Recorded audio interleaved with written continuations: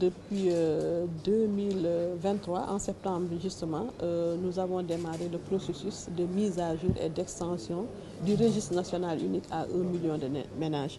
L'idée est partie du choc de Covid-19 où on a été obligé de cibler au-delà de la base de données du RNU.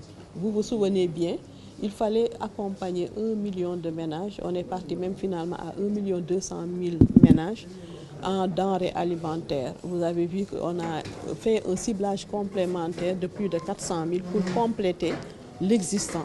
C'est de là qu'est partie l'extension de la base de données du RNU à 1 million de ménages pour se préparer au futur choc. On sait qu'on est dans un monde où il y a une récurrence des chocs. Donc il nous faut nous préparer. L'intervention en protection sociale nécessite une réactivité. Donc il nous faut avoir une base de données qui est déjà prête pour nous permettre en cas de choc d'aller directement accompagner les ménages qui sont victimes d'un choc, quel que soit le choc. Ça veut dire simplement que nous voulons aller d'une base de données qui contient des ménages pauvres à une base de données qui enrôle les ménages vulnérables. Comme je l'ai dit, nous avons besoin de toute cette base de données pour nous préparer à un choc. Vous savez, s'il y a un choc, ça ne touche pas uniquement les ménages qui sont pauvres, bien que ce sont les ménages pauvres qui ressentent le plus un choc. Mais on a vu l'exemple du Covid, on a vu qu'on a voulu accompagner des artisans parce que leur activité s'était arrêtée. Mais qui est artisan, qui n'est pas artisan, qui était éleveur, s'il y a un choc climatique qui touche le bétail par exemple, qui est éleveur, qui n'est pas éleveur.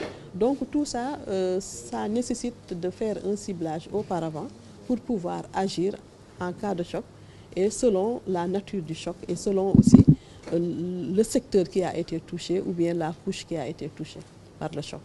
Récemment, il y a quelques mois, après le réseau des journées en protection sociale, les élus ont trouvé pertinent de mettre en place un réseau, puisqu'on sait que les élus, l'Assemblée nationale, les parlementaires, les honorables qui sont au niveau du Conseil économique, social et environnemental, au niveau du Haut Conseil des collectivités territoriales, sont proches des populations. C'est bien que tout ce qu'on fait en matière de politique publique, qu'ils se l'approprient pour pouvoir accompagner les communautés. Parce que tout ce que nous faisons, c'est à l'endroit des communautés.